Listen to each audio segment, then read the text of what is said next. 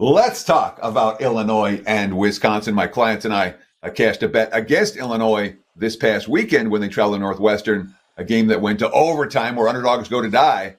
Northwestern punched back really hard in OT, ended up winning the game outright over Illinois, a game that was not played at Illinois' preferred pace.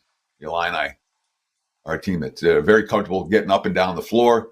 Northwestern isn't, and Wisconsin isn't, for what it's worth. Right now, look at the Wager Talk free live odds screen. I'm seeing the Fighting Illini minus 6.5, total 154 is the prevailing number right now.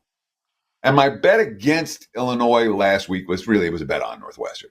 And it was Northwestern's the undervalued commodity right now, and let's take advantage of that. Now, off a loss against a team that they have dominated. Again, 8-0 straight up, 8-0 against the spread, the last 8 meetings. That's every meeting since COVID. Illinois, so they're coming off the loss. And they didn't play poorly, just Northwestern played well. And they're facing a team that they have dominated. Now, Wisconsin, they've got multiple fifth-year seniors. They are certainly a veteran squad compared to an Illinois team that's very young. That being said, Illinois' young guys are really good. Boy, if you've seen that Frosh Jaconius start lighting up from three-point range, and all of a sudden it can change a game in a hurry. And he's not their only strong freshman contributor. Worth noting, Illinois, the number one most fortunate, quote, free throw defense this season.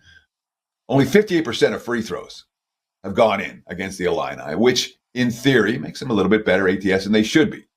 Wisconsin's the best free throw shooting team in the country. You say, oh, wow, this is where Illinois' free throw shooting defense, which isn't real, but they've been lucky in that regard. This is where it comes to an end. That's only if the refs call free throws. In the Big Ten, boy, you see some really physical play. Saw that in the Northwestern-Illinois game last weekend. And if Illinois gets to play physical without getting fouled, that's certainly a factor in their favor. Now, Wisconsin's not a team I'm enamored with. All right, I bet against Wisconsin over the weekend with Marquette. Marquette, they gave them a game in the first half. Marquette beat them up pretty good after halftime. Now that's back-to-back losses for the Badgers, who started 8-0, 0-3 ATS, their last 3. They're heading in the wrong direction right now, and I think they're a little bit of an overvalued commodity. All right. Now, Wisconsin has beaten Arizona. They have beaten Pitt. They have beaten UCF. All right. So they have some pretty good resume builders behind them, but I don't think they're the better of the two teams. And it's certainly worth noting, at Illinois, Brad Underwood's teams, 26-2 straight up following a loss since 2020. And 21 of those 26 wins have come by 7 or more points. I like the Illini here. If I'm playing, I'm laying Illinois or pass for this bet.